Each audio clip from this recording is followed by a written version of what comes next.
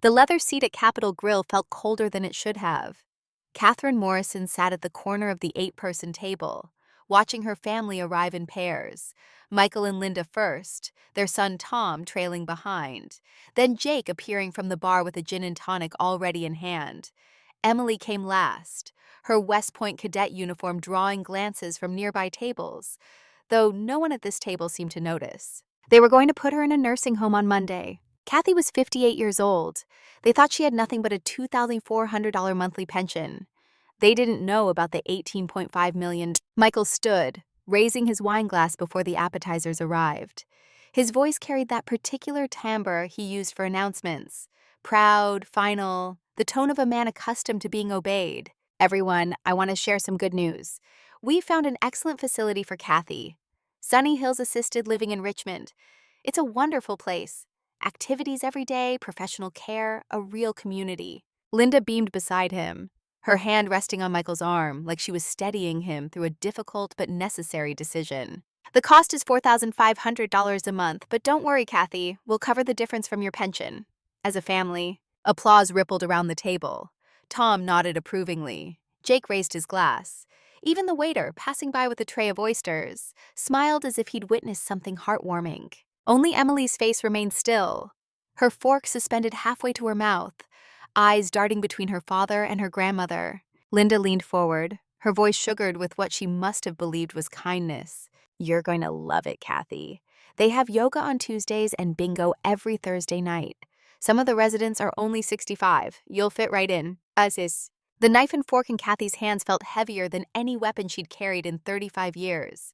She set them down with deliberate care, the soft clink against china louder than it should have been. Silence expanded from that small sound. Emily's voice broke first, young and uncertain but persistent. But Grandma's healthy. Why would she need assisted living? Michael turned to his daughter with the patience of a man explaining something obvious to someone too young to understand. Sweetheart, you don't see the whole picture. Aunt Kathy lives alone. She's 58. She doesn't have substantial savings. And as she gets older, things will only get harder. We're being proactive. Proactive, Kathy repeated, tasting the word like something bitter. Is that what we're calling it? Linda's smile tightened. Kathy, we're trying to help. You can't expect to manage on your own forever. You should be grateful we're stepping in before there's a crisis. The word stepping in landed like a boot on her chest. Kathy felt the familiar sensation, the one she'd learned to recognize during interrogations in Beirut, during the weeks spent undercover in Moscow, when one wrong reaction could mean disappearance.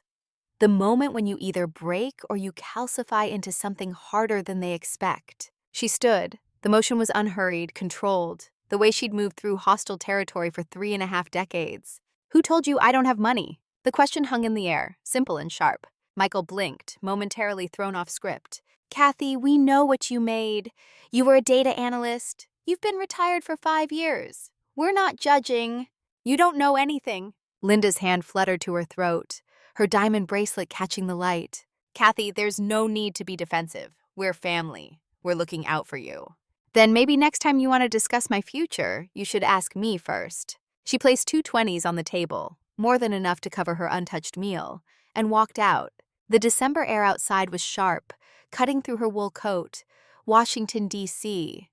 At night always carried that particular quality, the hum of power, the weight of decisions made in buildings where she'd once walked unnoticed, carrying intelligence that would never bear her name. Her phone vibrated before she reached her Honda Civic. The message was from a number she'd thought she'd never see. Light up her screen again. Shadow 9, we need you for a special event December 20th. Interested? Commander David Richardson. Still active, still running operations she couldn't discuss. Still one of the few people who knew what those 35 years had actually meant. Her thumbs moved across the screen. What kind of event? The response came immediately. Black Ops Retiree Recognition Ceremony. Your brother's been invited to speak about the Morrison family military legacy. Thought you should be there. Kathy stood in the parking garage, the phone warm in her hand, and allowed herself the smallest smile. It carried no warmth.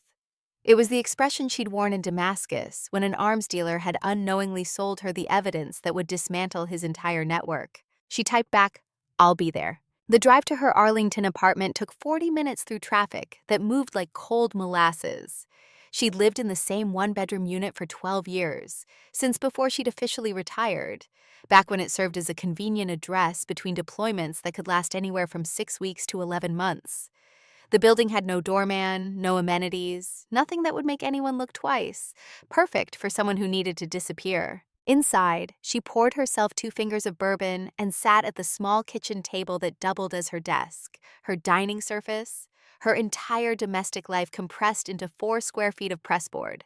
The box was in the back of her closet, behind winter coats she rarely wore, and boots that had walked through sand in places that didn't officially exist on any mission log. She pulled it out now, feeling the weight of it. Not heavy, but dense, with the kind of gravity that comes from carrying years you can't share. Inside, her dress uniform, carefully preserved in a garment bag. The medals she'd earned but could never explain. Photographs from ceremonies that had no official record. Her face among others whose names would never appear in any database a civilian could access. And beneath it all, a single photograph from 1985. 18 years old, hair pulled back in the regulation bun she'd never quite mastered, standing outside the recruiting office in Norfolk with Lieutenant Margaret Foster beside her. Maggie's hand rested on young Kathy's shoulder. Not quite motherly, not quite commanding, something in between that had defined their entire relationship. Maggie had been the first woman to complete the underwater demolition training. She'd done it in 1980, when the Navy was still pretending women weren't capable of the same operations as men, when every achievement had to be twice as good to count for half as much. Kathy could still remember that first conversation, could still hear Maggie's voice cutting through the noise of the recruitment office on a humid morning in June 1985. "Why do you want this?" The question hadn't been gentle. Nothing about Maggie was gentle. She'd looked at Kathy's application. SAT scores that put her in the top percentile. A 4.0 GPA from a high school that actually meant something. Captain of the cross-country team with times that would have earned her a college scholarship if she'd wanted one. "Because I need to prove something." To who? To everyone who thinks women don't belong. Maggie had studied her for a long moment, and Kathy had felt the weight of that gaze, the assessment happening behind eyes that had seen things a suburban girl couldn't imagine. "Here's what you need to understand. It's going to be 10 times harder for you than it is for them. You'll have to be twice as strong to be considered half as good. You ready for that?"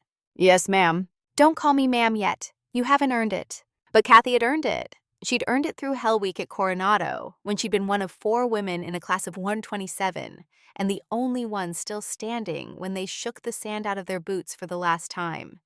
She'd earned it through the missions that followed, the ones in Iraq during the first Gulf War, when female operatives could move through certain spaces male soldiers couldn't. The ones in Eastern Europe during the collapse of Soviet satellite states, when a woman asking questions drew less suspicion than a man. She'd earned it through Operation Black Sand in 2003, 8 months deep in the Iraqi insurgency, posing as a journalist for a French wire service that existed only on paper and in carefully maintained website archives.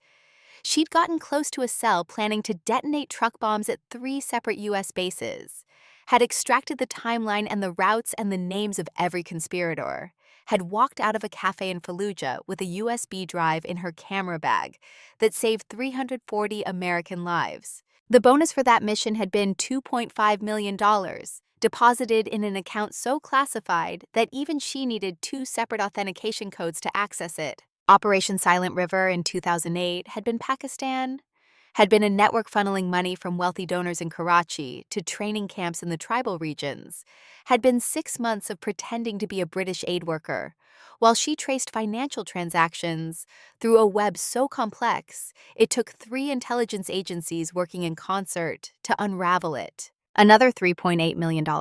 Operation Ghost Protocol in 2015, the one that had almost broken her. The one she still couldn't think about without feeling the phantom weight of the false identity she'd worn for 8 months in Pyongyang, teaching English at a university, while extracting information about North Korea's cyber warfare capabilities from a professor who thought she was a sympathetic Canadian with complicated politics. That one had paid $5.7 million, and she'd earned every penny. She'd lost 20 pounds she couldn't afford to lose, had developed a tremor in her left hand that took 6 months of physical therapy to resolve, had spent 2 weeks in a military psychiatric facility being debriefed by people who needed to make sure she could still distinguish between Catherine Morrison and the woman she'd pretended to be. The money sat in investment accounts now, carefully managed by a financial advisor who thought she was a consultant for a defense contractor, which was true, in the way that a lie could be true if you left out enough details. The original $12.2 million had grown to $18.5 million through a combination of index funds and bonds, and the kind of steady, unremarkable growth that came from not needing to touch it. She'd never told anyone, not Michael certainly, not her father, who'd made it clear from the day she enlisted that he considered her choice acceptable but unremarkable compared to Michael's trajectory through the officer ranks.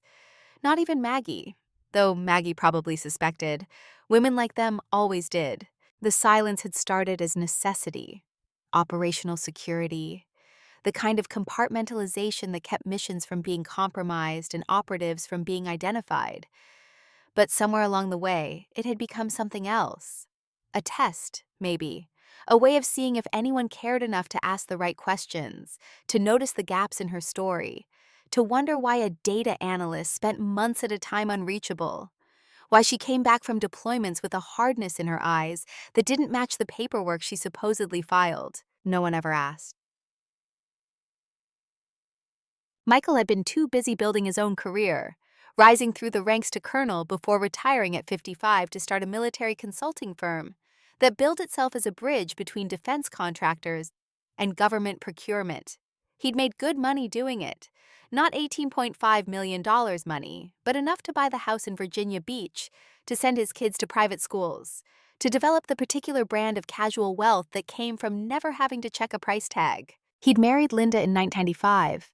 A woman whose entire identity seemed to rest on having married well. She'd been a cheerleader at Virginia Tech, actually been a cheerleader, not in the metaphorical sense, and had spent 30 years perfecting the art of appearing impressed by her husband's accomplishments, while subtly positioning herself as the architect of his success. Linda had never liked Kathy. The feeling was mutual, though Kathy had the decency to keep it quiet. The dislike had started small. Comments about Kathy's appearance, suggestions that she might want to grow her hair longer, lose a few pounds, smile more. It had evolved over the years into something more insidious. The implication that Kathy's lack of a husband and children represented some kind of failure, that her career in data analysis was a euphemism for unemployment with benefits. At Thanksgiving 2 years ago, Linda had actually patted Kathy's hand and said, "It's never too late to meet someone, you know. My hairdresser's brother is recently divorced. I could give him your number." Kathy had smiled and said nothing, the way she'd learned to smile and say nothing through 1,000 uncomfortable dinners, 1,000 casual dismissals, 1,000 moments when it would have been easier to scream than to maintain the fiction that this was family, that this was love, that this was anything other than performance. The last time she'd seen her father, really seen him, not just a video call or a brief visit between his medical appointments, had been 6 months ago, before his stroke. He'd been sitting in his recliner in the house Michael had convinced him to sell, the one where Kathy and Michael had grown up, where their mother had died. Eleanor Morrison had been the heart of their family, a Navy nurse who'd met their father at a military hospital in Norfolk. She'd been the one who softened his edges, who made their childhood home feel like more than just another duty station. She died in 2006, breast cancer that had metastasized before anyone caught it, taking her in 8 brutal months. Kathy had been 39 then, in the middle of Operation Copper Vein in Serbia, and she'd almost missed the funeral. Almost. She'd extracted herself from the mission 48 hours early, risking exposure, risking the entire operation, because some things mattered more than perfect operational security. She'd stood at the graveside in her dress uniform, medals she couldn't explain weighing down her chest, watching her father's face crumble as they lowered Eleanor into the ground. Michael had given the eulogy, talking about their mother's dedication to family, her years of service as a military nurse, her quiet strength. He hadn't mentioned that Kathy had flown in from a classified location, that she'd been unreachable for 6 weeks, that when she'd finally gotten the message about their mother's condition, she'd moved heaven and earth to get home in time. No one had asked where she'd been. No one had wondered why it took so long to reach her. After the funeral, her father had pulled her aside. Your mother was proud of you. She told me so many times. Said you were stronger than I gave you credit for. Thank you, Dad. I should listen to her more often. Should have listened when she was here. It was the closest he'd come to acknowledging that maybe, possibly, he'd underestimated his daughter. But then Michael had appeared with condolences from another guest, and the moment had passed, and they'd never spoken of it again. Now, 19 years later, their father was 82, recovering from a stroke that had left his right side weak and his mind sharp enough to be frustrated by his body's betrayal. Michael had moved him into Sunset Gardens, an assisted living facility that cost $5,200 a month, and smelled like industrial cleaner layered over something organic and sad. Kathy had visited 3 times in the past month. Michael had visited twice for 30 minutes each time, always with Linda in tow, always with the air of checking off a duty rather than spending time with a parent. During Kathy's last visit, her father had gripped her hand with his good one, his fingers surprisingly strong. Don't let Michael push you around. I won't, Dad. Yeah. He means well, but he's always been a bit of a bully. Gets that from me, I suppose. It was the closest her father had ever come to acknowledging the dynamic that had defined their family for 40 years. Michael as the golden child, Kathy as the afterthought, the daughter who'd been expected to be competent but not extraordinary, supportive but not competitive. I can handle Michael. I know you can. You're stronger than people give you credit for. Thank you. I should have said that more often. The regret in his voice had been genuine, but it had also been too late, arriving decades after it might have changed anything. Kathy had squeezed his hand and changed the subject to safer topics. The food, the physical therapy, the nurses who seemed competent, if overly cheerful. She hadn't told him about the nursing home plan. Michael had apparently decided the conversation could wait until after it was finalized, until Kathy's future had been neatly arranged and packaged and presented as a fait accompli. Her phone buzzed again. A text from Emily. Grandma, are you okay? I'm sorry about dinner. I didn't know they were going to do that. Kathy's thumbs moved across the keyboard. I'm fine, sweetheart. Not your fault. Can we talk tomorrow?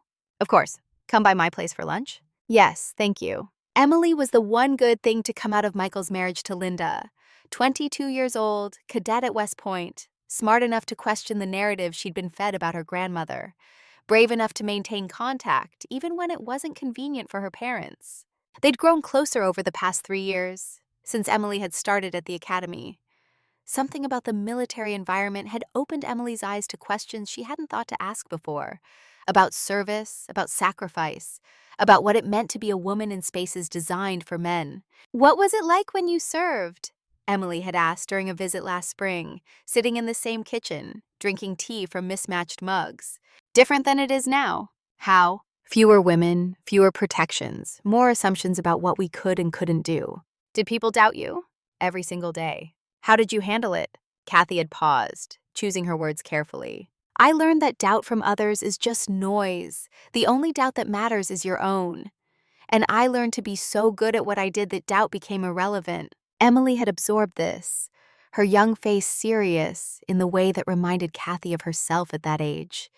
Before the deployments, before the missions that left scars no one could see, before she'd learned that excellence was necessary but never sufficient. I want to be like you, Emily had said. No, you don't. You want to be like yourself. I just want you to have the chance to figure out who that is.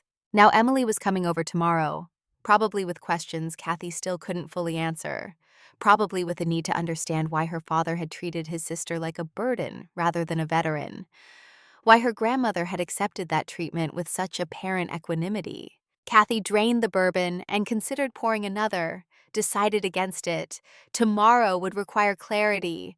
And the day after that, the 20th, the ceremony, the moment when Michael would stand up and pontificate about the Morrison family military legacy, without any idea that the person with the most profound legacy was sitting in the audience, invisible even in uniform. She pulled out her laptop and opened a secure email application that required 3 separate passwords and a biometric scan to access.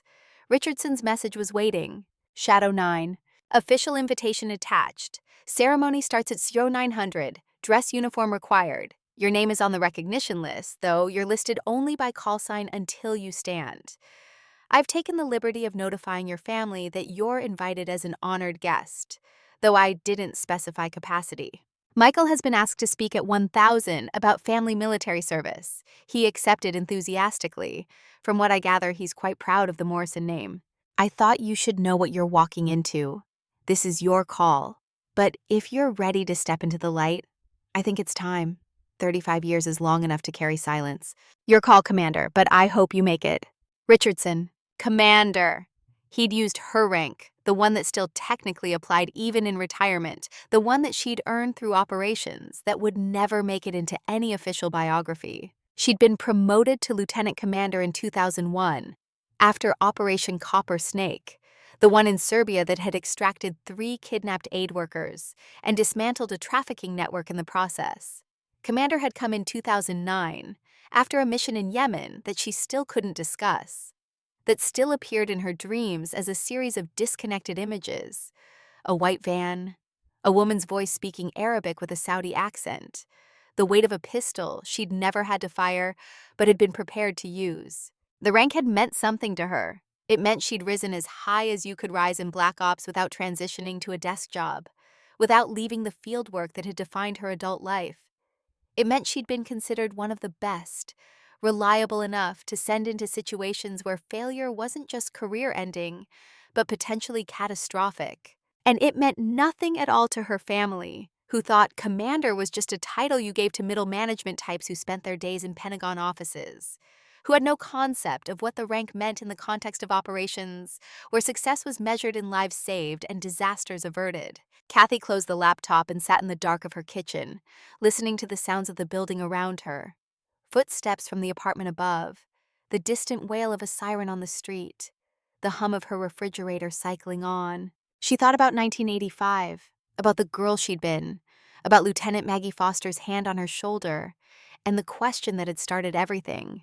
Why do you want this? The answer had seemed simple then, because she needed to prove something, because her father had been skeptical about women in combat roles, because Michael had assumed he was the only one capable of serving with distinction, because every message she'd received growing up had been about limitations and expectations and the narrow channel of acceptable ambition for girls who were supposed to grow into women who supported rather than achieved. But the real answer, the one she'd only understood years later, was more fundamental. She'd wanted to matter, to be seen, to have her existence register as something more than decorative, more than supplementary to the men whose achievements were measured and celebrated and remembered. She'd achieved that. Shadow 9 mattered. The operations she'd run, the intelligence she'd gathered, the lives she'd saved. They mattered in the most concrete way possible. Somewhere, there were people alive who wouldn't be if not for her. Somewhere, there were disasters that didn't happen because she'd been good at her job. But Catherine Morrison, the daughter, the sister, the aunt, she barely existed.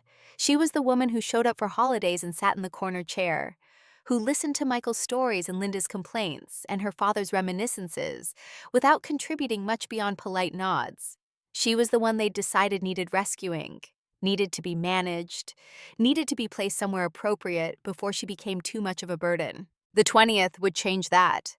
Standing when Richardson called Shadow 9 would pull back the curtain, would force them to reconcile the woman they'd dismissed with the operative they'd never imagined. Part of her wanted that moment with an intensity that felt almost savage. Wanted to see Michael's face when he realized his data analyst sister had a security clearance higher than his had ever been, had conducted operations that made his straightforward Navy career look pedestrian by comparison.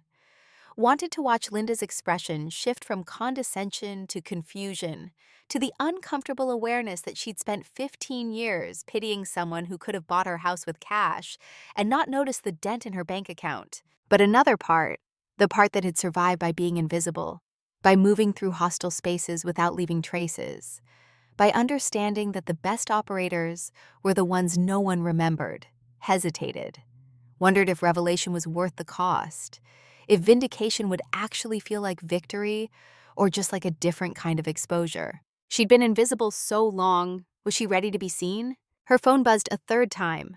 Another text from Richardson. Just 3 words. Your choice, 9. Kathy picked up the phone and typed back without letting herself overthink it. I'll be there, full dress uniform. The response was immediate. Outstanding. 900. She set the phone down and walked to her closet, pulling out the garment bag, unzipping it to reveal the uniform she hadn't worn in 5 years. Navy blue, pressed sharp enough to cut, the ribbons and medals arranged in precise rows that told a story only certain people knew how to read. Her hands moved over the fabric, checking for any signs of deterioration, any dust or wear that would need to be addressed before Friday. The uniform was perfect, preserved the way she'd preserved everything about her service, carefully, completely, with attention to detail that bordered on obsessive. She hung it on the back of her bedroom door where she'd see it first thing in the morning, a reminder of what was coming, what she'd committed to by responding to Richardson's message. Sleep came slowly that night, her mind turning over scenarios, conversations, the moment when she'd stand and Michael would turn and the truth would finally occupy the same space as assumption. She'd survived Hell Week. She'd survived missions that had broken stronger operatives. She'd survived 35 years of being invisible to the people who should have seen her most clearly. Friday would just be one more survival. One more operation where success meant staying calm, when everything inside wanted to scream. She'd done harder things. She'd do this too. And maybe, finally, she'd stop being the woman they couldn't see and become the woman they couldn't ignore. Emily arrived at 11:30, earlier than expected, carrying a paper bag from the Italian deli 3 blocks over. The smell of fresh bread and prosciutto filled the apartment as she set it on the counter. Her cadet uniform exchanged for jeans and a Georgetown sweatshirt that probably belonged to whatever boyfriend she wasn't mentioning to her parents. I brought lunch. Figured you might not feel like cooking after last night. Kathy took plates from the cabinet, the same mismatched set she'd been using since 2008. You didn't have to do that. I wanted to. Emily unwrapped the sandwiches, her movements careful, deliberate, the way people moved when they were gathering courage for a difficult conversation. Grandma, what my dad said last night was completely in character. That doesn't make it okay. Kathy handed Emily a plate and sat across from her at the small table. The December sunlight came through the window at an angle that made everything look sharper, more defined than it was in softer seasons. Your father sees the world a certain way. Always has. I stopped trying to change that view a long time ago. Emily bit into her sandwich, chewed, swallowed, her eyes, hazel like her grandmother's, though she'd inherited them through Michael's genetic line rather than direct transmission, fixed on Kathy with an intensity that suggested she'd been rehearsing this conversation. Dad told me you were a data analyst, that you worked at the Pentagon doing, I don't know, spreadsheets or something, but that doesn't make sense. Why doesn't it make sense? Because of the way people look at you. Emily set her sandwich down, leaning forward. Last month, when I brought you to that lecture at West Point, the one on intelligence operations, there was a retired colonel there. He saw you in the audience and came over during the break. He saluted you, Grandma. Actually saluted, and you saluted back like it was the most natural thing in the world. Kathy remembered. Colonel Marcus Hayes, who'd been her operations coordinator during the Syria mission in 2012. He'd recognized her immediately, had shown her the respect that came from shared experience, in spaces where mistakes meant death. Courtesy between veterans. No. Emily shook her head, adamant now. It was more than that. He called you Commander. Not ma'am, not Ms. Morrison. Commander. And when I asked Dad about it later, he said you'd probably been given an honorary title or something, that the Navy does that sometimes for long service analysts, and you didn't believe him. I didn't know what to believe, but I started paying attention. Emily pulled out her phone, scrolled through something, then turned it to face Kathy. 2 weeks ago, I was at the library researching women in special operations for a paper. There was a reference in a declassified document about female operatives in Black Ops during the 1990s and 2000s. It didn't give names, just call signs. One of them was Shadow 9. The sandwich in Kathy's hand suddenly felt heavier. She set it down carefully, buying herself 3 seconds to decide how much truth this moment could hold. That's an unusual name. It is, and when I tried to research it further, everything was classified. But there was one line in a congressional report from 2016, something about commending unnamed operatives for service in hostile territories. It mentioned Shadow 9 specifically, said this operative had been active for over 30 years, had conducted missions in at least 12 countries, and was credited with saving over 400 lives. Emily's voice had dropped to almost a whisper. "Grandma, is that you?" The question hung between them, simple and impossible. Kathy looked at her granddaughter, 22 years old, smart enough to connect dots that everyone else had ignored, brave enough to ask questions that would reshape her understanding of her family. She could lie, could deflect, could maintain the fiction that had protected her and her missions for 35 years, could send Emily back into the world believing her grandmother was exactly what her father said she was. Or she could tell the truth to someone who actually wanted to hear it. Yes, the word came out steady, final. Emily's breath caught. "It's me. Shadow 9, 35 years, 23 missions, 12 countries. Everything in that report is accurate, though the actual number is probably higher. We didn't always count." Emily's hands were shaking. She pressed them flat against the table, steadying herself. "Why didn't you ever say anything?" "Because I couldn't. Operational security. Because my missions were classified at levels that still haven't been declassified. Because telling anyone, even family, could have compromised operations that were ongoing, could have endangered other operatives. But the missions are over now. You've been retired 5 years. The secrecy doesn't end just because the work does. Some of the people I worked with are still active. Some of the networks we infiltrated are still operational. Silence becomes habit, Emily. It becomes who you are." Emily stood abruptly, paced to the window, then back. Her cadet training showed in the way she moved, controlled even in agitation, aware of her body and space. "Does my dad know?" "No." "Does anyone know?" "The people I served with, my commanders, the ones who needed to know for operational purposes. But family? No." "Your grandfather suspects now, maybe, after some conversations we've had. But Michael, Linda, they think exactly what they've always thought, that I'm a disappointment who wasted her potential on a mediocre career." "That's insane!" Emily's voice rose, sharp with anger that wasn't directed at Kathy. "You saved 400 lives. You served at the highest level of military intelligence, and they think you're someone who needs to be put in a nursing home at 58 because I can't take care of myself." Yes. The bluntness of it seemed to stun Emily into silence. She sank back into her chair, processing, recalibrating her entire understanding of her family dynamics. "Why are you telling me now?" Kathy considered the question, turning it over like a stone she'd carried so long she'd forgotten its weight. "Because on Friday, everyone's gonna know. There's a ceremony at Norfolk, a recognition event for Black Ops retirees. Your father's been invited to speak about the Morrison family military legacy. They've asked me to attend as an honored guest. And you're going to stand up when they call Shadow 9. Let your father figure out that his sister isn't who he thought she was. Let everyone see what they've been missing for 3.5 decades." Emily's face transformed, understanding dawning into something that looked like fierce pride. "Good, he deserves to know, they all do. Maybe, or maybe it'll just create new problems. But I'm tired, Emily. I'm tired of being invisible to people who should see me. I'm tired of silence feeling like shame instead of strength." "It was never shame, it was protection. Sometimes those things look the same from the inside." They finished lunch in a different kind of quiet. Not uncomfortable, but weighted with shared knowledge, with the shifting of relationships that happened when secrets stopped being necessary. Emily asked questions, careful ones that didn't push into classified territory, and Kathy answered with the kind of honesty she'd never been able to offer her family before. "Were you scared during missions?" "Terrified. But you learn to function through fear. You learn that being scared doesn't mean being incapable." "Did you ever think about quitting?" "Every single time. I came home and felt like a stranger in my own life. Every time your father talked about his career, and I couldn't talk about mine. Every time someone implied I'd wasted my potential." "But you didn't quit." "No. Because the work mattered more than the recognition.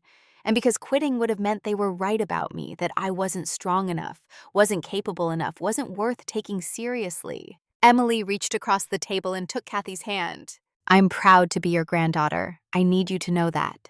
The simple declaration hit harder than Kathy expected.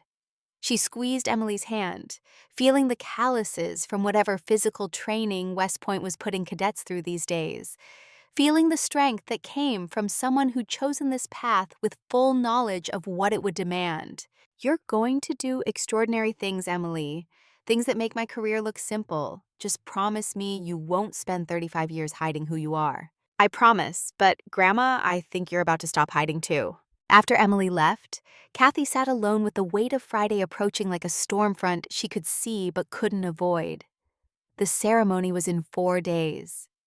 4 days to prepare, to steel herself against whatever came next, to accept that revelation would change everything even if she couldn't predict exactly how. She spent the afternoon doing what she'd always done when facing uncertainty, preparing with obsessive thoroughness.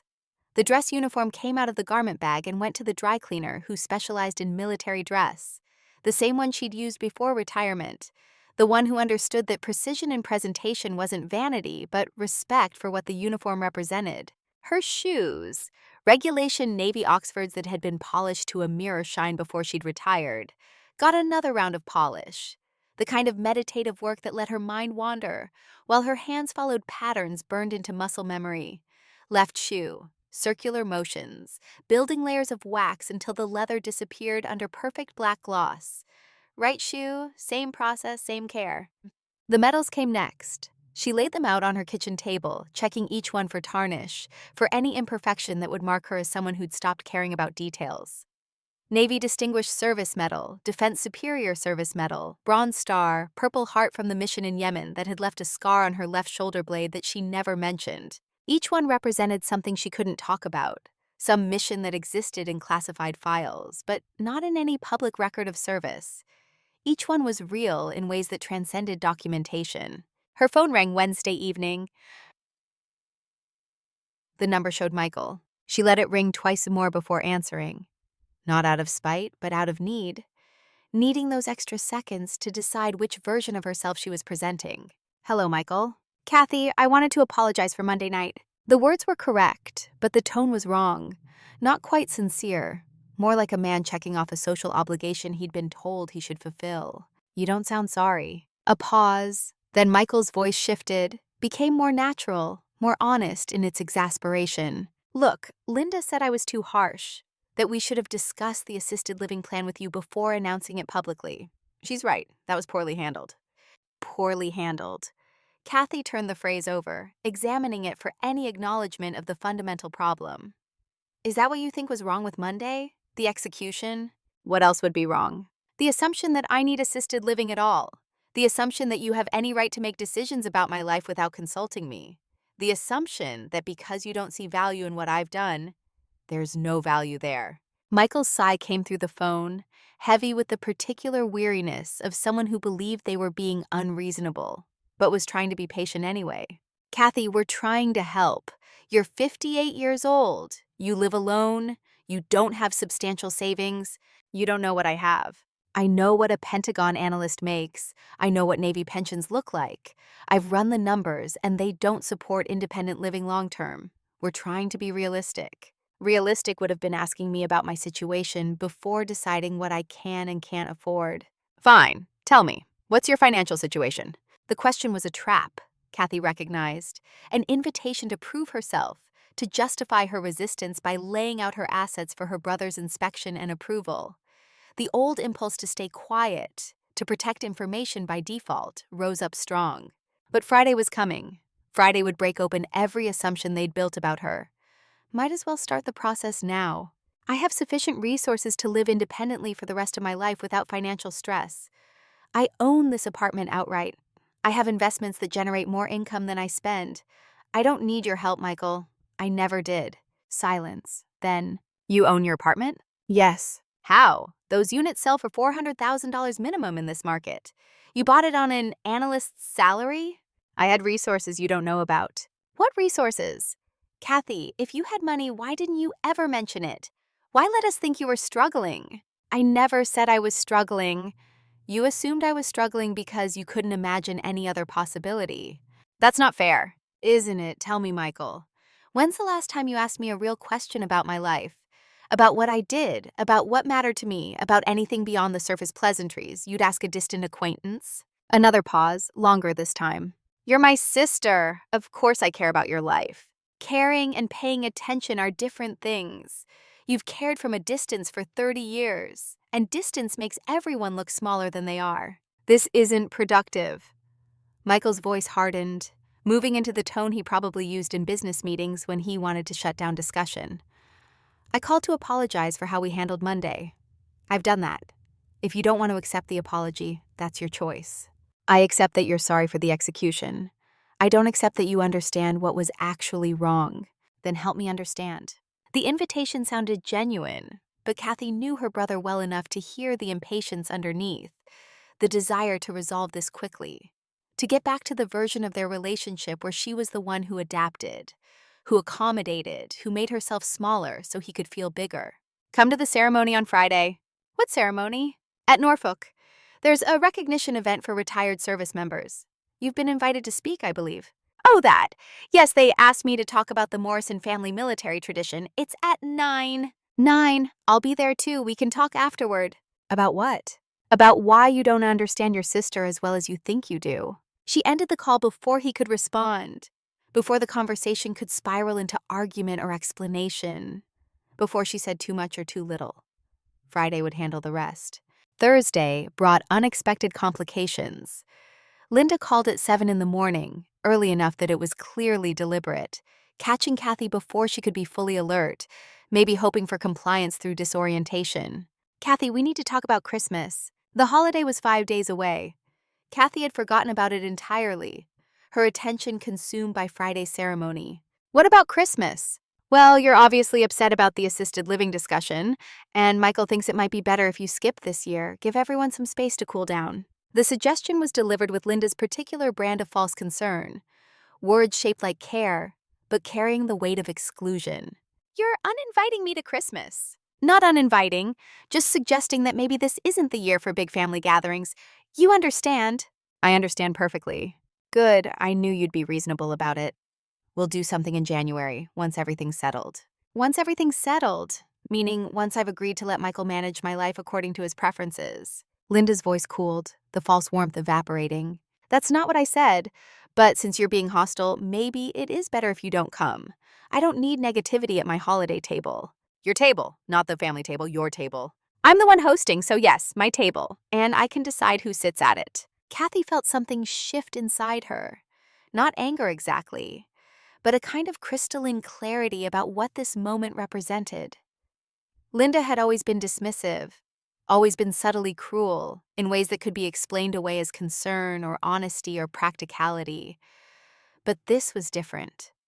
This was explicit exclusion, proof that she'd never been family in the way that mattered, had always been a guest who could be disinvited when she became inconvenient. You're right, it is your table, and I don't belong there. Never really have. Kathy, don't be dramatic. I'm not being dramatic, I'm being clear. Thank you for the honesty, Linda. I appreciate knowing where I stand. She ended that call too, feeling lighter than she should have. Being excluded from Christmas should have hurt more. Instead, it felt like permission. Permission to stop pretending, permission to acknowledge that the family ties she'd been maintaining were more obligation than connection. Emily texted an hour later. Dad said you're not coming for Christmas. What happened? Kathy typed back, change of plans. I'll be spending the holiday differently this year. That's not fair. They can't just uninvite you. They can, it's fine. It's not fine, I'm going to talk to Dad. Don't, let it be. We'll celebrate together, just us. After Friday, things will be different anyway. I'm holding you to that. I know. The rest of Thursday passed in the kind of suspended time that comes before major transitions. Hours that felt longer than they were, minutes that stretched elastic and strange. Kathy cleaned her apartment, even though it was already clean. Reorganized closets that didn't need reorganizing. Did laundry that could have waited. Busy work. Displacement activity. The same kind of nervous energy she'd felt before missions, before boarding planes that would take her to places where one mistake could mean capture or death or worse. She called Maggie Foster Thursday evening. The phone rang 4 times before her old mentor picked up. Her voice gravelly from decades of cigarettes she'd finally quit 5 years ago. Shadow 9, Richardson told me you're going on Friday. You talked to Richardson? He called yesterday, wanted to make sure I'd be there, said you might need friendly faces in the crowd. Kathy felt something loosen in her chest. Gratitude, maybe, or relief at knowing she wouldn't be walking into this alone. Will you be there? Front row, wouldn't miss it. Been waiting 30 years to see someone tell your brother he's been an idiot. That's not why I'm doing it. No? Then why are you doing it? The question was Maggie's specialty, cutting through evasion, demanding honesty, even when honesty was uncomfortable. Because I'm tired of being invisible. Because Friday is my last chance to be seen while I still have the courage to stand. That's better. That's the truth. Maggie's voice softened slightly. Nine, you know it's going to be hard after. Once they know, everything changes. They'll ask questions you can't answer. They'll want explanations you can't give. They'll feel betrayed even though you never betrayed anyone. I know. And you're ready for that? No, but I'm doing it anyway. Good. That's all readiness ever is. Doing the thing even when you're not sure you can handle the consequences. They talked for another 20 minutes, trading old memories that were safe to share, laughing about instructors who'd tried to break them and failed, remembering women who'd served alongside them and disappeared into lives that didn't require secrecy. Maggie, can I ask you something? Always. Do you regret it, the secrecy, the years of being invisible to your family? A long pause, then every day, and never. Every day because I missed having people who really knew me. Never because the work mattered more than the recognition. You can't regret doing something that saved lives, even if no one knows you did it. Even if your family thinks you failed? Even then, what they think doesn't change what was real. Friday arrived with brutal December clarity. Cold sunshine and wind that cut through wool coats like they were paper. Kathy dressed with the kind of care she'd once reserved for operations, where appearance could mean the difference between acceptance and suspicion. The uniform fit perfectly, though she'd lost weight since retirement. Not much, maybe 5 pounds, but enough that the waist sat slightly looser than it should. The medals caught light as she pinned them on, each one a memory she carried in her body as much as her mind. She'd earned the Purple Heart in Yemen, had taken shrapnel in her shoulder when an operation went wrong, had spent 3 weeks recovering in a military hospital, where she couldn't tell the nurses what had really happened. The Bronze Star was from Iraq, from the operation that saved 340 lives, though the citation was classified and the public version mentioned only Distinguished Service in a Combat Zone. The Navy Distinguished Service Medal, the newest one, the one Richardson had mentioned would be presented at today's ceremony, sat in its case on her kitchen counter. She'd earned it without knowing, had been nominated by commanders who'd seen her work and decided it deserved recognition, even if that recognition had to remain largely private. She looked at herself in the mirror, 58 years old, gray threading through hair she kept short, because long hair was a liability in the field.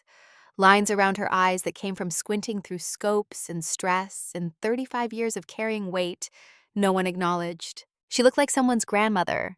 She looked like someone you'd pass on the street without noticing. She looked like Shadow 9.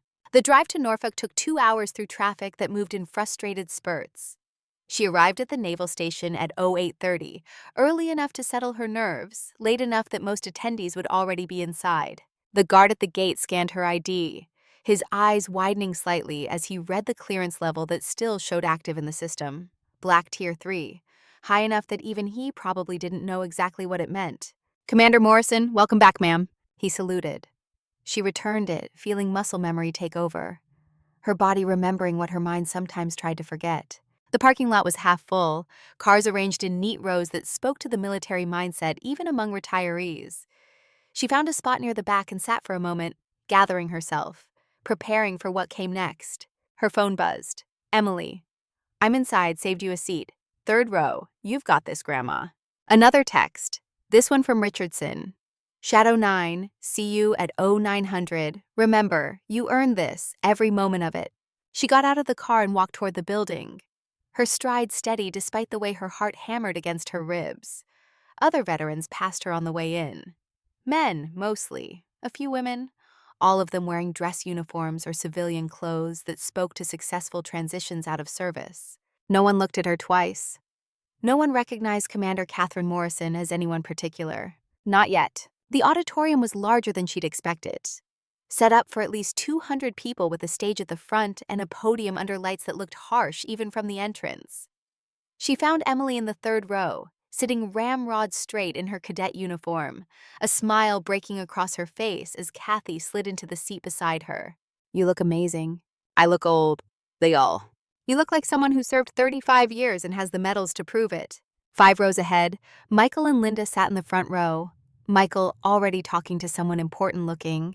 Linda checking her phone with the air of someone tolerating an obligation. They hadn't seen Kathy come in. Good. The ceremony started at precisely 0900. Richardson took the stage, his dress uniform immaculate, his presence commanding in the way that came from years of leading operations, where commands had to be followed perfectly the first time. Ladies and gentlemen, thank you for being here. Today we honor service that couldn't be honored before, sacrifice that couldn't be acknowledged publicly, men and women who served in shadows so others could live in light. The speech was careful, walking the line between recognition and revelation, giving enough detail to matter without compromising operations that were still classified. Kathy listened with half her attention.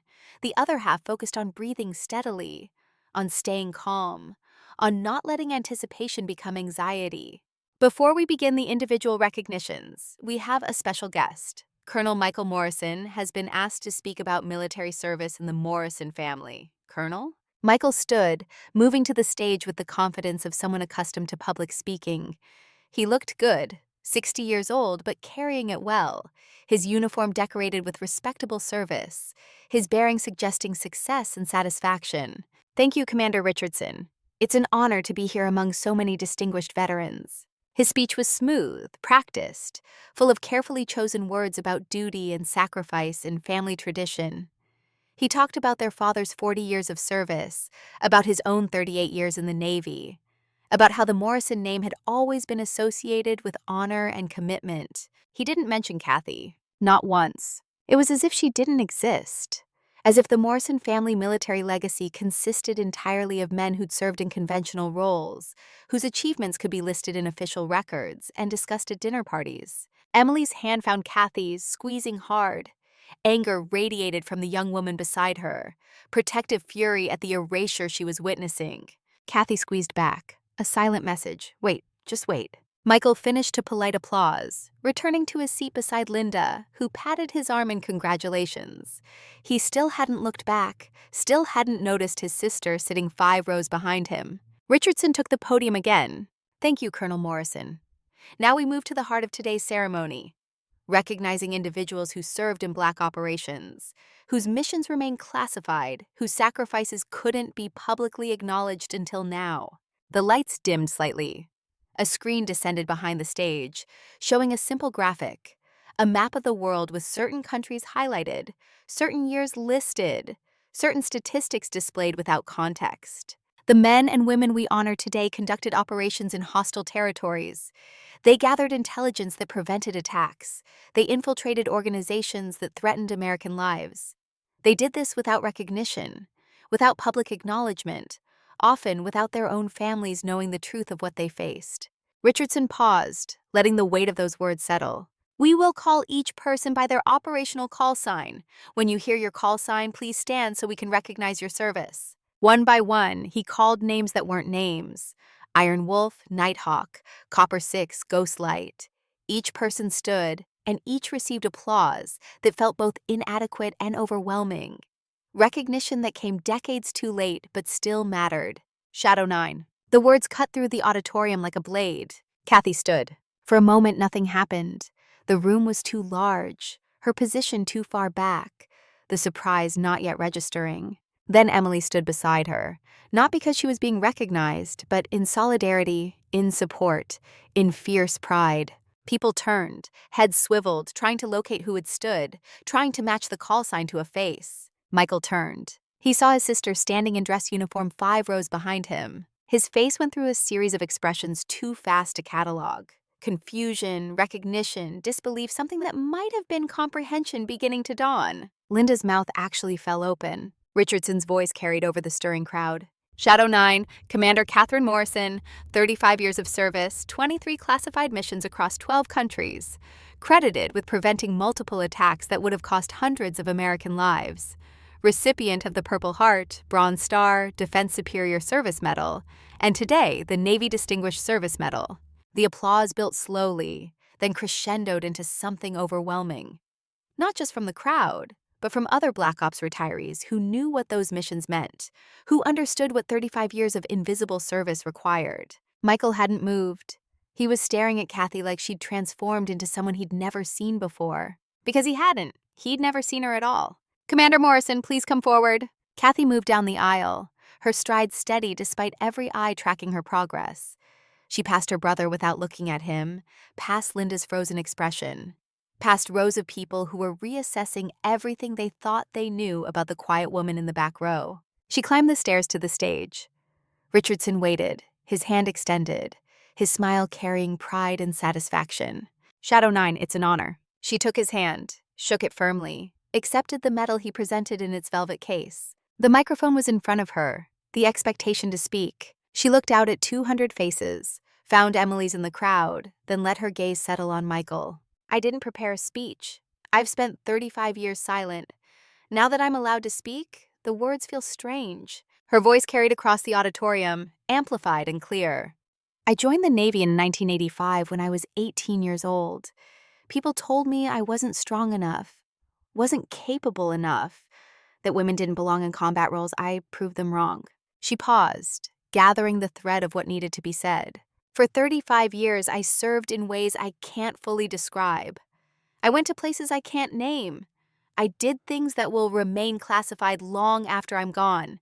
But every mission, every operation, every moment I spent in hostile territory was in service of protecting American lives. Another pause. The room was completely silent. The hardest part wasn't the missions. It was coming home afterward and not being able to share what I'd done, where I'd been, who I'd become. It was being treated as if my service didn't matter because no one could see it. She looked directly at Michael now.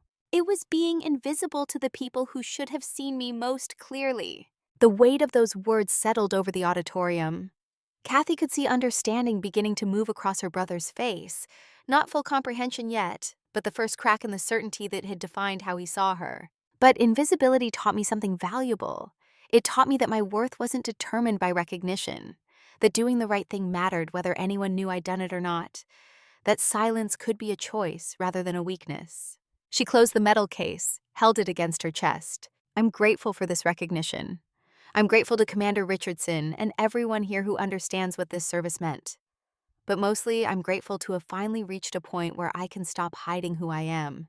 The applause was thunderous. Richardson shook her hand again, then stepped aside so she could descend from the stage. Michael was waiting at the bottom of the stairs. His face was pale, his expression caught somewhere between shock and something that might have been shame. Kathy, I need to talk to you. Not here, not now. Please, I don't understand. That's the problem, Michael. You never tried to understand. You just assumed. She moved past him, past Linda, who looked like she'd been struck, past Tom and Jake, who were staring at their aunt like she was a stranger. Emily caught up with her in the hallway outside the auditorium. That was incredible. You were incredible. I was honest, finally. Dad looks like someone hit him with a brick. Good. Maybe it'll knock some sense into him. They stood there in the hallway while other retirees filed out, several of them stopping to congratulate Kathy, to tell her they'd heard about Shadow 9, to express respect that felt genuine because it came from people who understood what those missions required. Michael emerged 10 minutes later, Linda beside him, both of them looking disoriented in the way people look when their understanding of the world has been fundamentally altered. He approached slowly, cautiously, like someone approaching an animal that might bolt. Can we talk? Somewhere private? Kathy looked at Emily, who nodded encouragement, then back at her brother. Fine, but not here. There's a coffee shop 2 blocks away. Meet me there in 30 minutes. She left before he could agree, needing space, needing air, needing to not be in that building where her entire life had just been exposed to scrutiny. Outside, the December wind was brutal. She stood in it anyway, letting it cut through her uniform, letting it remind her that she was real, that what had just happened wasn't a dream or a nightmare, but actual truth finally occupying the same space as assumption. Her phone buzzed. Richardson. Well done, Commander. Call me if you need anything. Another text from Maggie. I told you it would be worth it. Proud of you, 9. And one from an unknown number. Commander Morrison, this is Admiral Hayes. Just wanted to say what you did in there took more courage than most missions. The Navy is better because you served. Kathy read them all, feeling something shift in her chest.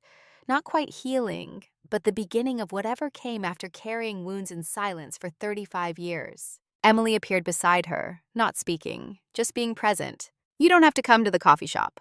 Yes, I do. You shouldn't face him alone. I've faced worse things alone. I know, but you don't have to anymore. They walked to the coffee shop together, grandmother and granddaughter, two women who'd chosen military service and were learning what it meant to be seen.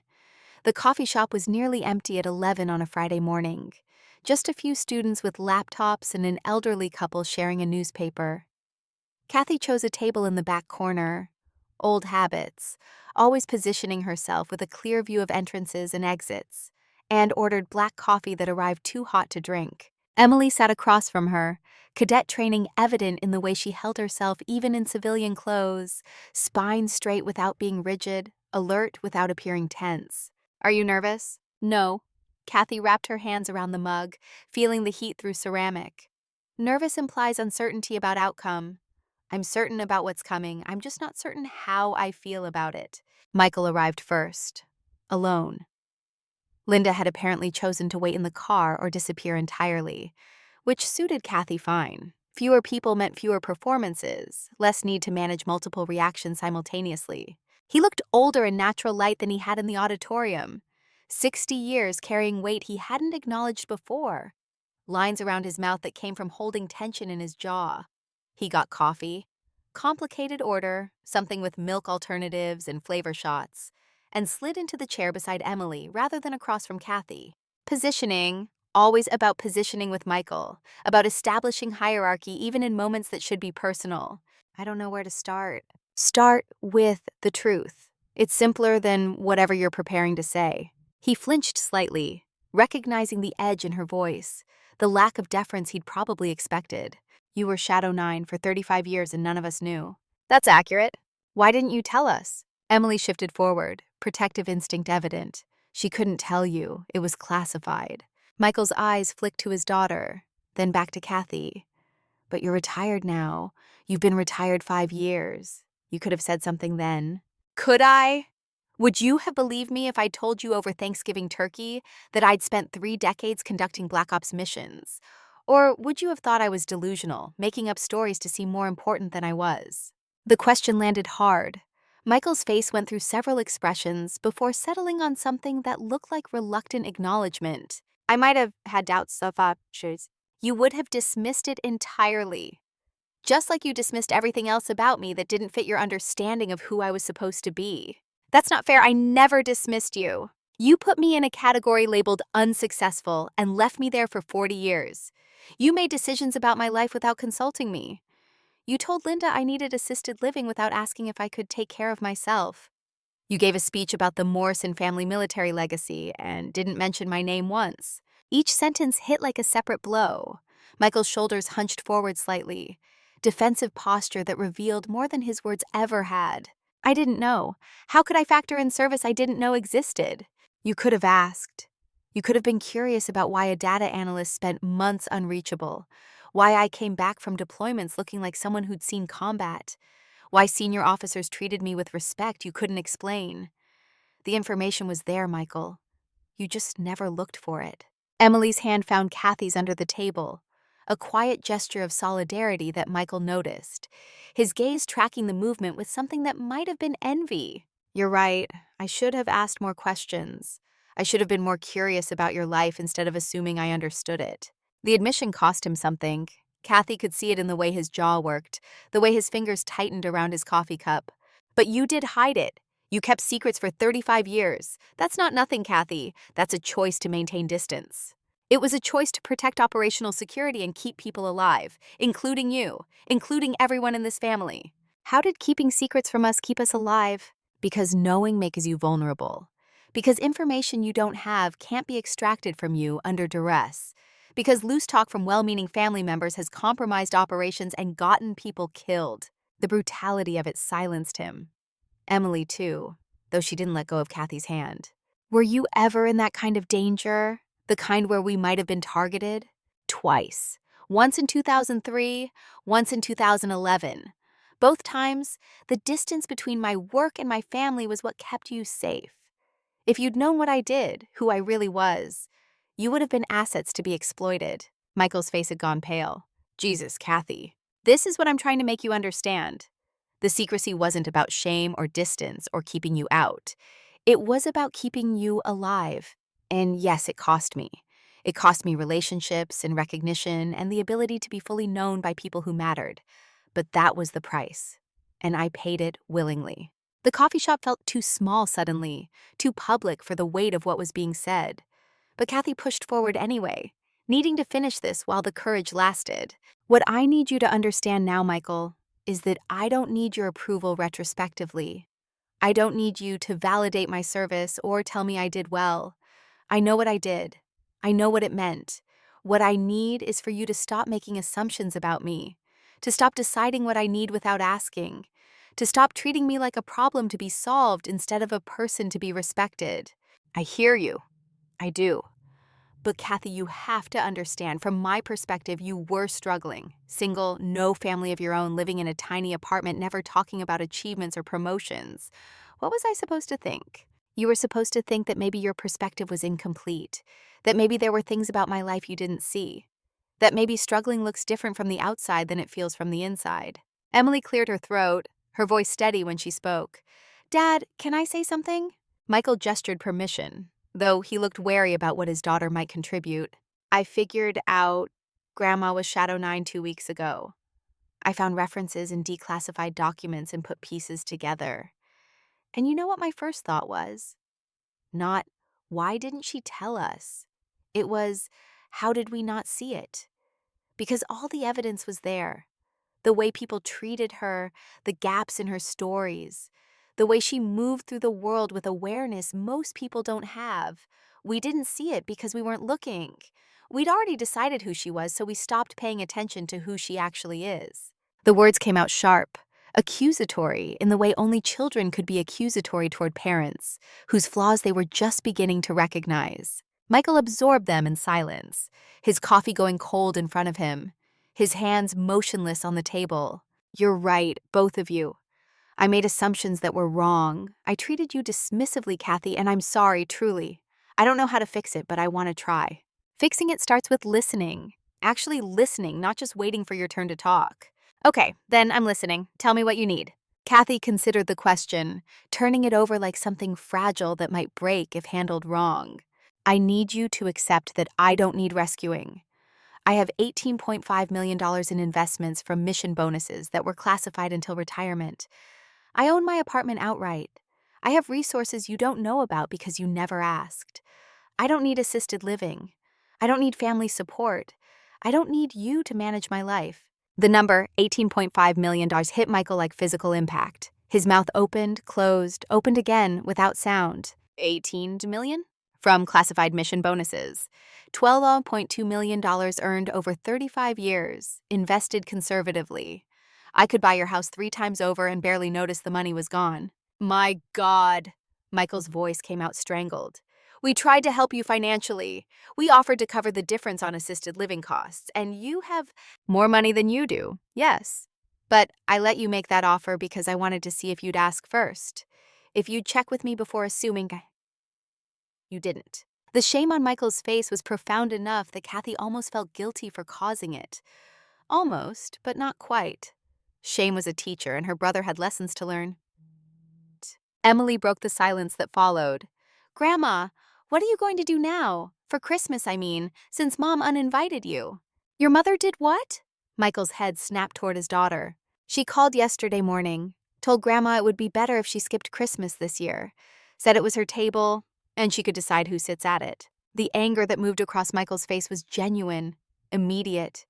Linda had no right.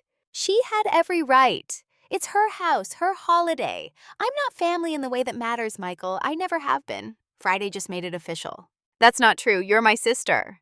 Biologically. But family is about more than genetics. It's about knowing each other, choosing each other, showing up in ways that matter. We haven't had that in decades. Then let's build it now. Come to Christmas. I'll talk to Linda. No. The word came out firm, final. I'm not interested in being accommodated as an obligation. If your wife doesn't want me there, I won't force the issue. Emily and I will spend Christmas together. Just us. It'll be better that way. Emily's smile was fierce, protective. We'll go to a nice restaurant, somewhere fancy where Grandma can wear civilian clothes and not worry about anyone's judgment. I'd like that. Kathy squeezed her granddaughter's hand, grateful for the uncomplicated support. For someone who didn't need convincing or managing, Michael looked between them, something that might have been loneliness crossing his face. I've made a lot of mistakes with you, haven't I? Not just recently, for years. Yes, but recognizing that is the first step toward not making them anymore. Will you give me a chance to do better? To actually know you instead of just thinking I do? The vulnerability in the question was new, unfamiliar coming from her brother who'd spent 60 years certain of his own judgment. Maybe, if you're willing to do the work, if you're willing to sit with discomfort and admit when you're wrong, if you're willing to see me as someone who doesn't need fixing or saving or managing, I can do that. I want to do that. Then prove it. Not with words, with actions, with questions, with attention that doesn't come with assumptions attached. They sat there for another 20 minutes, talking around the edges of bigger conversations, establishing groundwork for a relationship that would need rebuilding from foundation up. Michael asked careful questions about what she could discuss. Nothing classified, but she could talk about languages she'd learned, places she'd been in general terms, the experience of being a woman in special operations before it was remotely acceptable. He listened, actually listened, not just waiting to insert his own experiences, not comparing her service to his own. It wasn't perfect. He interrupted twice, made assumptions she had to correct 3 times, but it was better than 40 years of dismissal. When they finally left the coffee shop, Michael paused at the door. Kathy, for what it's worth, I'm proud of you. I should have said that decades ago. You should have, but saying it now is better than never saying it at all. She watched him walk back to his Mercedes where Linda waited, watched him climb in, and start what was probably going to be a difficult conversation. Felt something shift in her chest. Not forgiveness exactly, but the beginning of whatever came before forgiveness. The willingness to imagine a future where they knew each other as adults, rather than as siblings, frozen in childhood dynamics. Emily linked her arm through Kathy's as they walked to their respective cars. That went better than I expected. Better than I expected, too, though the bar was low. What are you going to do now? I mean, everyone knows who you are, what you did. That changes things. It does. I'm not sure how yet, but I think I'm ready to find out. The rest of Friday passed in a blur of phone calls and messages. Other Black Ops retirees reaching out to congratulate her on finally stepping into public recognition. Maggie calling to schedule lunch the following week. Richardson sending coordinates for a classified reunion happening in March. Optional, he'd written. But it would be good to see you there, Commander. And surprisingly, her father. A phone call at 6 p.m., his voice weaker than she remembered but clear enough. Catherine, Michael told me about this morning. I'm sure he did. Why didn't you tell your old man you were doing that kind of work? Would you have believed me if I had? A long pause, then a sound that might have been laughter or might have been regret. Probably not. I'd already decided you weren't cut out for serious service. Stubborn old fool that I am. You were doing what you thought was right, protecting me from something you thought I couldn't handle. Turns out, you could handle things I never imagined. Shadow 9. My daughter was Shadow 9. His voice carried wonder and shame in equal measure. I'm sorry, Catherine, for not seeing you, for making you invisible in your own family. I know, Dad. Does that mean you forgive me? It means I understand. Forgiveness is harder. It takes time. I don't have much time left. 82 years old, body falling apart. But whatever time I have, I want to spend it actually knowing my daughter, if you'll let me. The request was so simple, so honest, that Kathy felt tears threaten for the first time all day. I'll let you.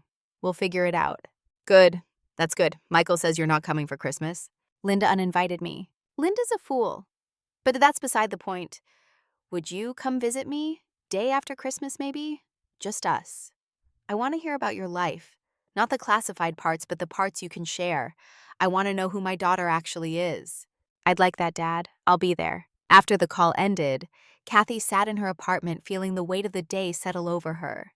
She'd stood in front of 200 people and declared herself visible. She'd confronted her brother with truths he hadn't wanted to hear. She'd accepted her father's tentative offer of relationship. And somehow she was still intact, still herself, still Shadow 9, but also Catherine Morrison, daughter and sister and grandmother and woman who was learning how to exist in light after 35 years in darkness. Saturday brought unexpected complications. A reporter from the Virginian Pilot called, asking for an interview about her service. How did you get my number? Public records. Commander Morrison, I'm working on a story about women in Black operations. Your name came up at the ceremony yesterday.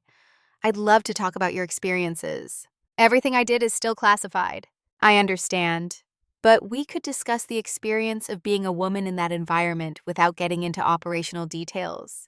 The challenges you face, the barriers you broke through. It would be inspiring for readers. Kathy's instinct was immediate refusal.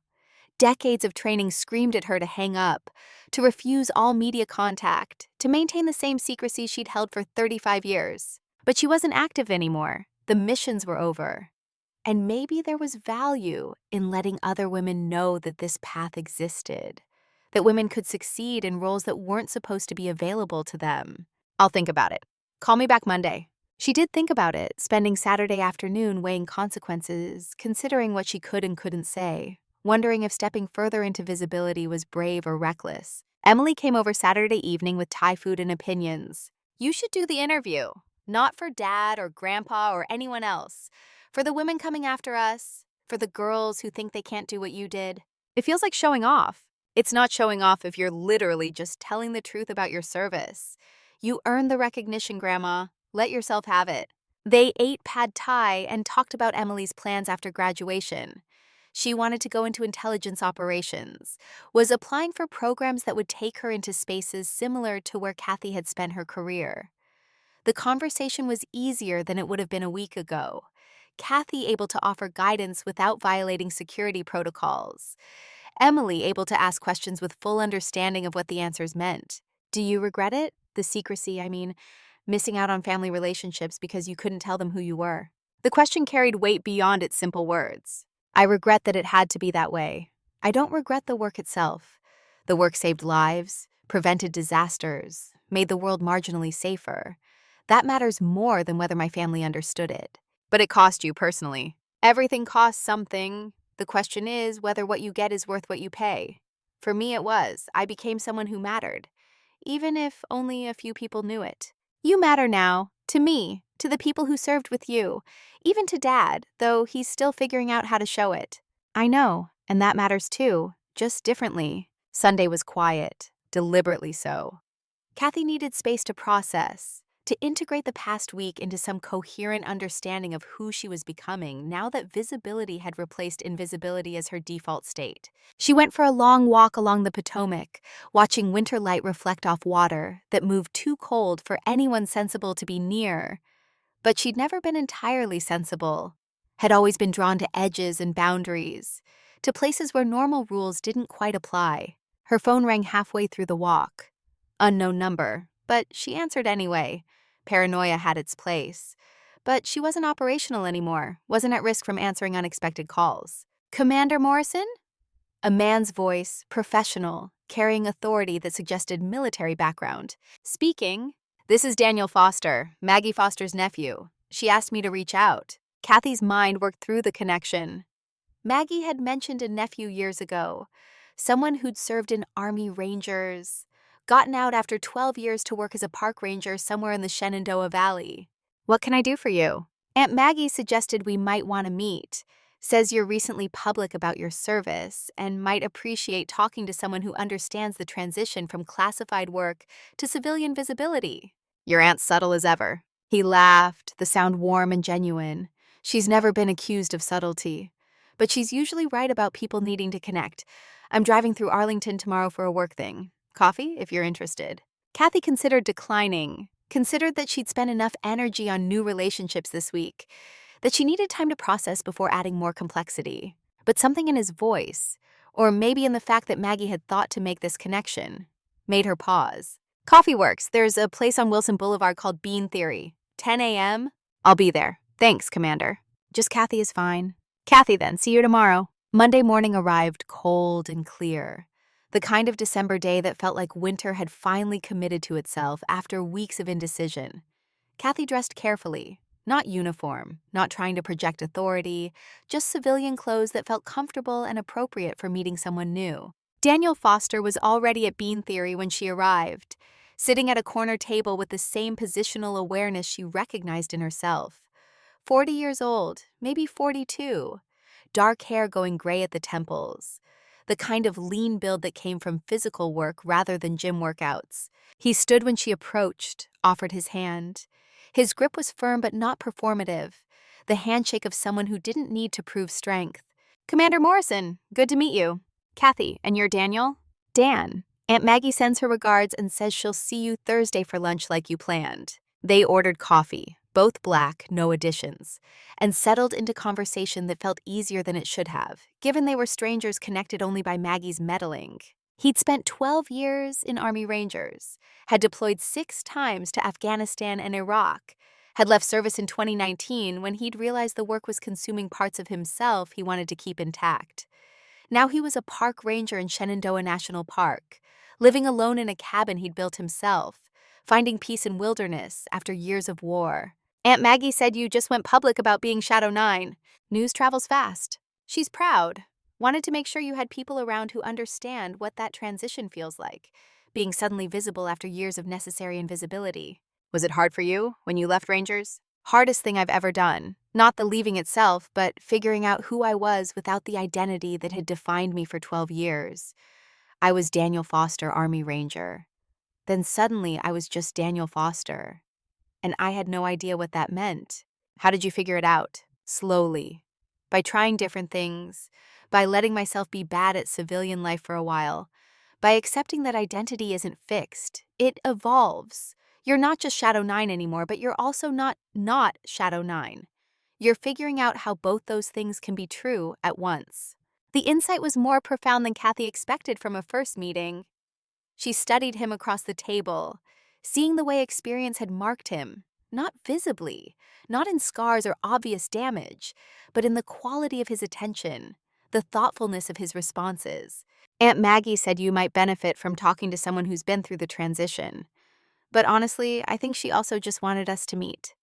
She's been trying to set me up with appropriate women for 3 years, and I think you're her latest candidate. Kathy laughed, surprised into genuine amusement. Maggie's playing matchmaker?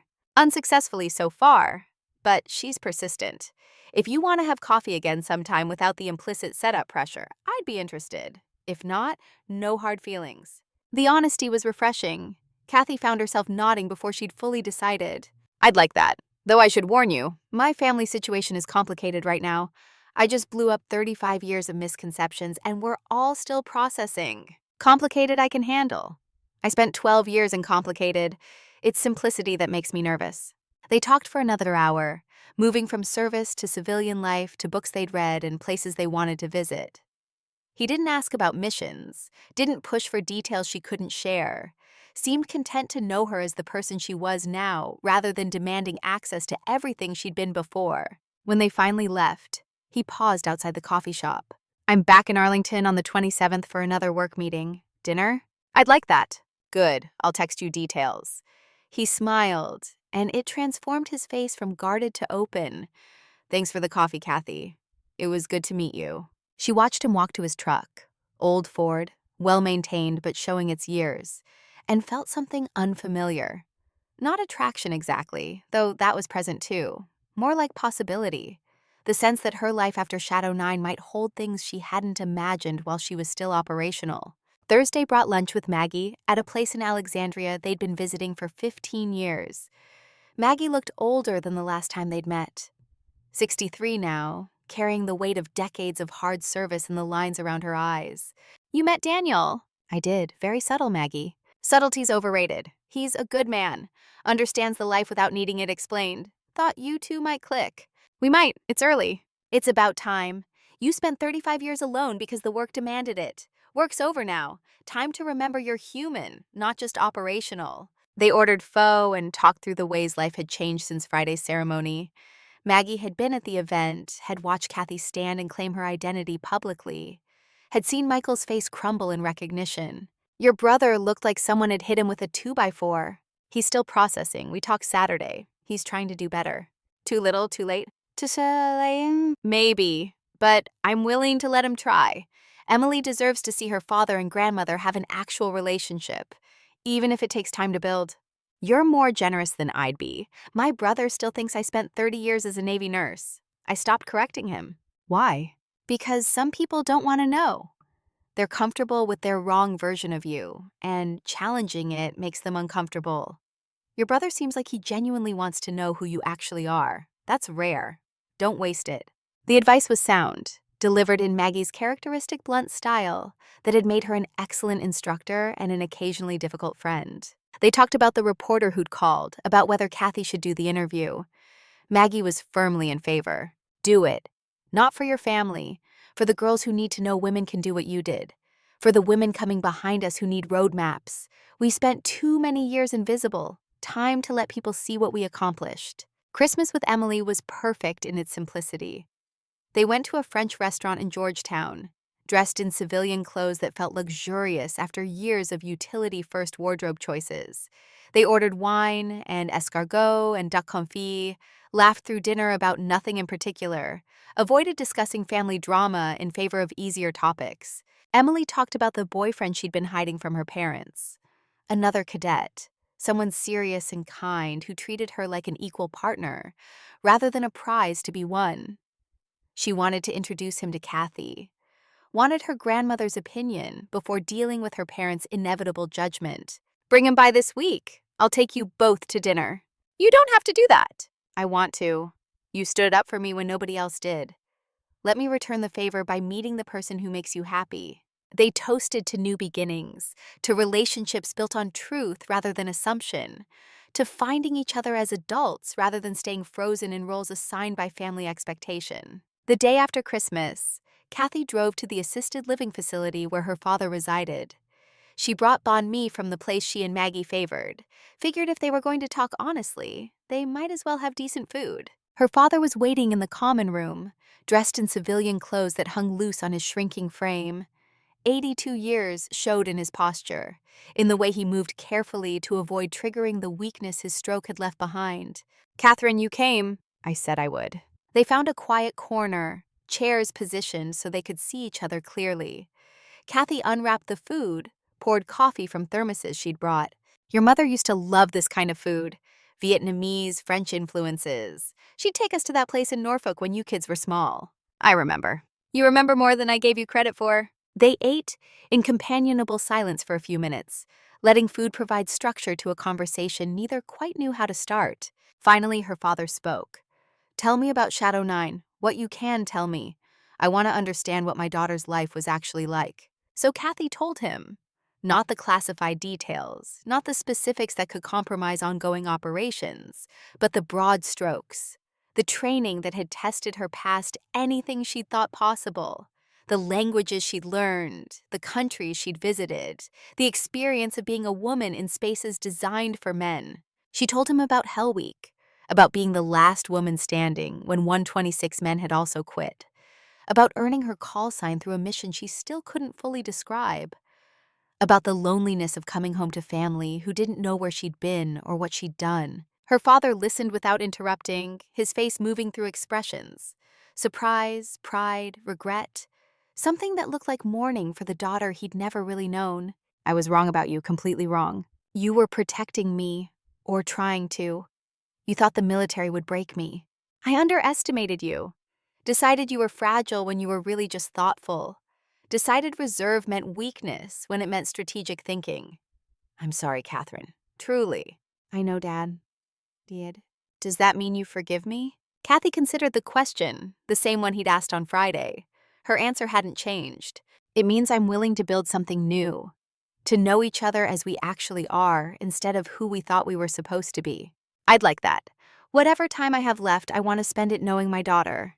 They talked through the afternoon, ordering more coffee when the first ran out, watching winter light move across the common room walls.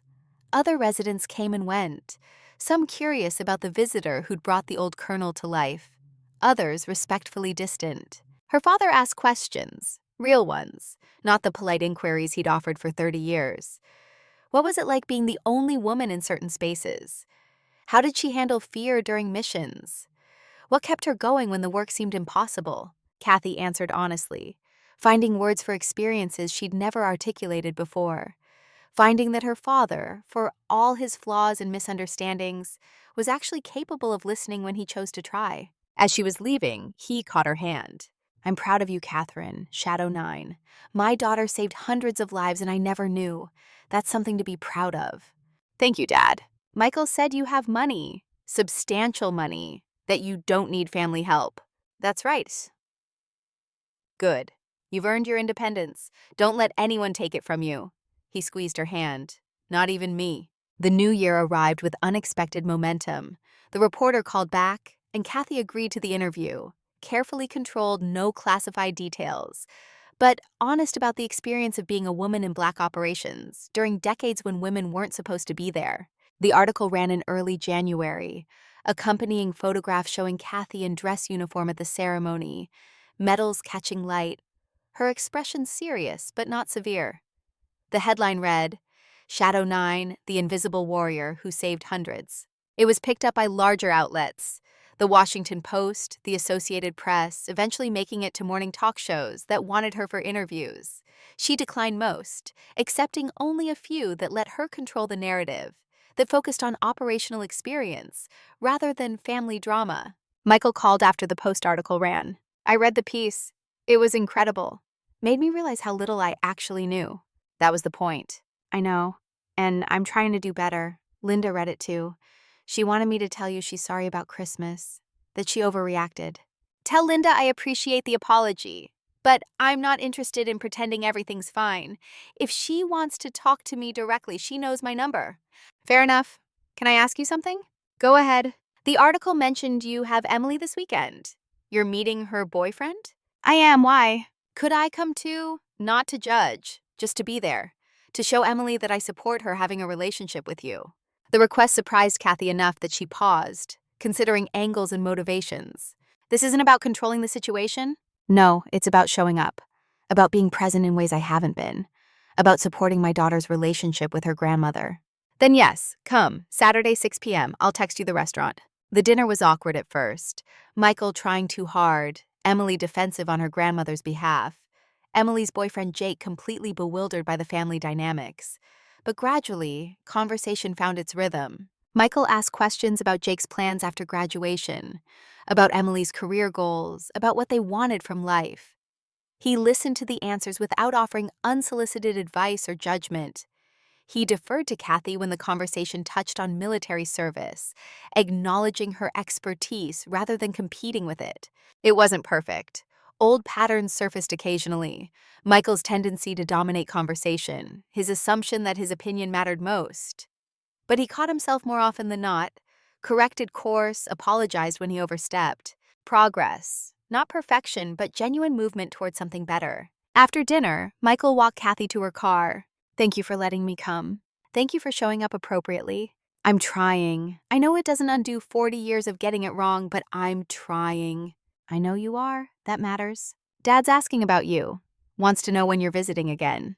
I'm going Friday. We're having lunch. Would you want company? I'd like to see him too. And maybe it would be good for him to see us together, actually getting along. Kathy studied her brother's face in the parking lot streetlight. 60 years old, finally learning lessons that should have come decades earlier. Late, but perhaps not too late. You can come, but Michael? Yeah? If you use it as an opportunity to manage my relationship with Dad, or to position yourself as the good son, I'll walk out. Understood? Understood. I'll follow your lead. Good. Then I'll see you Friday. Friday.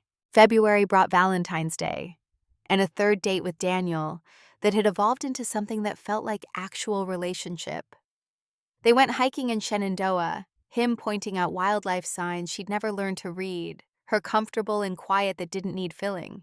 You're different than you were at Christmas, he observed as they sat on a rock outcropping, looking over valley views that stretched to distant mountains. How so? Lighter, like you've set down weight you've been carrying too long. Maybe I have. Coming out as Shadow 9, reconnecting with family on better terms, letting myself be seen, it's changed things. For the better? Mostly. There are complications. But yes, better. He reached over, took her hand. The gesture was casual, comfortable, suggesting relationship rather than asking for it. I'm glad. You deserve to be seen for who you actually are. So do you. Then maybe we're both getting what we deserve. Finally. They sat there until sunset, watching light change across mountains, talking about nothing important and everything that mattered. When he drove her home, he kissed her goodnight, brief, sweet, carrying promise of more, without demanding immediate answers. Kathy went inside feeling something she hadn't felt in decades. Not quite happiness. That word was too simple, too unearned, but contentment maybe. The sense that life after invisibility might hold things worth having, relationships worth building, futures worth imagining. March brought the classified reunion Richardson had mentioned. Kathy flew to an undisclosed location, met with other Black Ops retirees in spaces that couldn't be photographed or recorded. They traded stories they couldn't tell civilians, laughed about missions that had terrified them at the time, mourned colleagues who hadn't made it home, and they welcomed her into visibility without judgment or surprise. She'd always been Shadow 9 to them. Public recognition didn't change what they'd known all along. Commander Andrea Chen found her during a break. "Morrison, good to see you again." "You too, how have you been?" "Transitioning to teaching, training the next generation at Quantico. You should consider it. They need instructors with your background." "I don't know if I'm ready for that." "Think about it. Women like us, we have responsibility to the ones coming behind, to show them it's possible." The idea planted itself, taking root in ways Kathy hadn't expected. Teaching, passing on knowledge earned through 3.5 decades of invisible service, making the path clearer for women who'd walk it after her. She'd think about it. After she figured out who Catherine Morrison was, now that Shadow 9 no longer had to be secret. Her father's health declined suddenly in late March. The call came from Michael at 6 in the morning. Their father had suffered a massive stroke during the night. The doctors didn't expect him to survive more than a few hours. Kathy was at the hospital within 30 minutes. Michael and Linda were already there, Emily driving up from West Point. Their father lay unconscious, machines breathing for him, monitors tracking systems that were systematically failing. Michael stood beside the bed, holding their father's hand, tears running down his face unchecked. "I wasted so much time, being angry at him for favoring me, for putting pressure on me to be perfect. And now he's dying and I never told him I forgave him." Kathy moved to his side, put her hand on his shoulder. He knew. People know even when we don't say it. "You think?" "I think Dad was complicated and flawed and did his best with the tools he had. And I think he knew we loved him, even when we were frustrated with him." Their father died at sunset, machines going quiet one by one. Michael and Kathy on either side of his bed, Emily standing at the foot. He'd been a difficult man, a complicated father, someone who'd gotten more wrong than right in his relationships with his children. But he'd tried at the end, and maybe that was enough. The funeral was small, military honors, a folded flag, the crack of rifles that echoed across the cemetery where their mother had been buried 19 years before. Michael gave the eulogy, his voice steady as he talked about their father's 40 years of service, his dedication to country, his late-won understanding of his daughter's worth. Kathy stood beside Emily, Daniel a supportive presence behind them, and felt the weight of endings. Her father was gone. Shadow 9 was retired. The woman she'd been for 35 years had transformed into someone new, someone visible, someone learning how to exist in light. After the funeral, Michael approached with an envelope. "Dad left this for you, asked me to give it to you after he passed." Inside was a letter in her father's shaking handwriting, dated 2 weeks before his death. "Catherine, if you're reading this, I'm gone. Good. I've said everything I needed to say to your face. This is just to make sure you remember it. You were the best of us. Braver than Michael, stronger than me, more capable than I gave you credit for, Shadow 9. My daughter was Shadow 9, and I spent 35 years too blind to see it. Don't let anyone make you invisible again. Not family, not relationships, not the world telling you to be smaller than you are. You've earned the right to take up space. I love you. I should have said it more often. I should have shown it better. But it's true." "Dad!" Kathy read it twice, feeling the weight of words he'd needed to write, the apology that came too late to change the past, but mattered anyway. She folded it carefully and put it in her pocket, carrying it close. That evening, she and Michael stood in their father's house, the one he'd never actually sold, the one Michael had been managing, sorting through belongings that told the story of a military life. "What are you going to do with the house?" Michael asked. "I don't know. What do you think we should do?" "We. You said we." It's both our inheritance. We should decide together. They worked through the evening, finding photographs and medals and letters that painted picture of their father's service.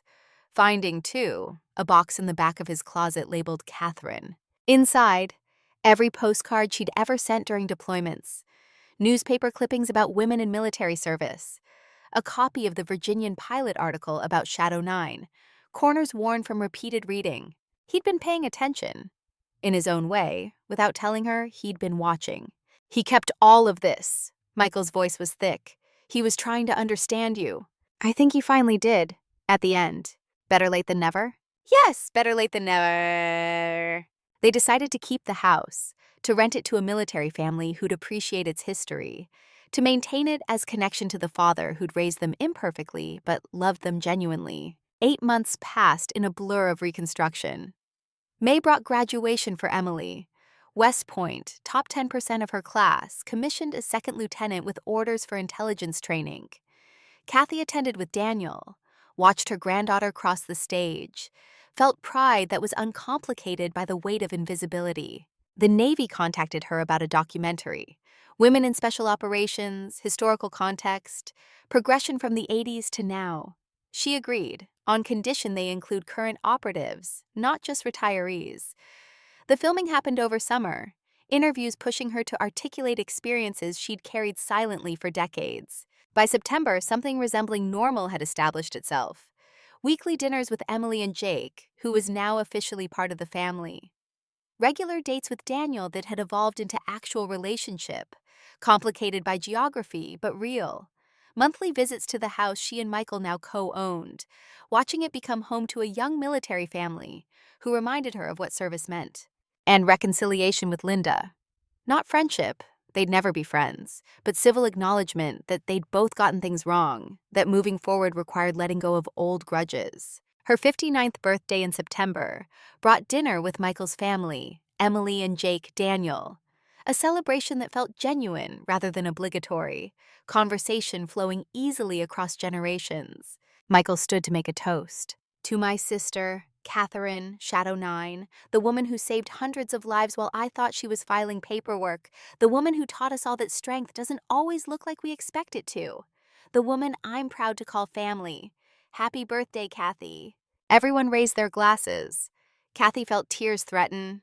Good ones this time, earned through the hard work of rebuilding relationships that had been broken for most of her adult life. The documentary premiered in October. Kathy watched it with Emily and Daniel, seeing herself on screen talking about Hell Week, about being the last woman standing, about missions she couldn't fully describe but whose weight still showed in her eyes. The response was overwhelming. Messages from women in service, from mothers whose daughters were considering military careers, from civilians who'd had no idea women did this kind of work, requests for speaking engagements at military academies, at women's conferences, at events focused on leadership and resilience.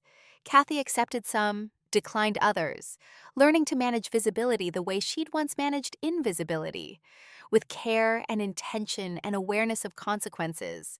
December arrived with its own symmetry. 1 year since the ceremony that had changed everything. 1 year since standing in that auditorium and claiming her identity publicly. 1 year since Michael had learned his sister was someone he'd never imagined. They gathered again at the same naval station for a smaller ceremony focused on the documentary premiere and continued recognition of Black Ops veterans. Kathy attended with Daniel, both of them in civilian clothes, comfortable in their post-service identities. Michael found her afterward. Thank you for giving me this year, for letting me learn who you actually are. Thank you for being willing to learn. I'm still getting it wrong sometimes. We all are. That's how growth works. They stood together looking at the same building where everything had changed 12 months before, where revelation had finally occupied the same space as assumption. Dad would be proud of both of us. Yeah, I think he would. That evening, Kathy sat in her apartment, the same one she'd lived in for years, but transformed now by the life she'd built around it. Photographs on the walls showing Emily and Jake, Daniel and Shenandoah, Maggie at their regular lunch spot, books stacked beside the couch, medals displayed in a case she no longer kept hidden. Evidence of visibility, proof that Catherine Morrison existed as more than just Shadow 9. Her phone buzzed. Emily. Love you, Grandma. Thank you for showing me how to be strong without being invisible. Kathy smiled, typing back, Love you too. Thank you for seeing me when no one else did. She thought about this girl she'd been at 18, joining the Navy to prove everyone wrong about what women could do. She thought about the woman she'd become through 35 years of invisible service. She thought about who she was now, at 59, finally seen by the people who mattered. All of it was true. All of it was her. Shadow 9 had saved hundreds of lives in darkness. Catherine Morrison was learning to live in light. And somewhere between those identities, she was finding something she'd never expected to have: wholeness, earned through the hard work of being seen. It wasn't the ending she'd imagined, but it was better. Real instead of perfect. Complicated instead of simple. True instead of easy. And finally, after 35 years of holding truth separate from family, it was entirely, completely hers.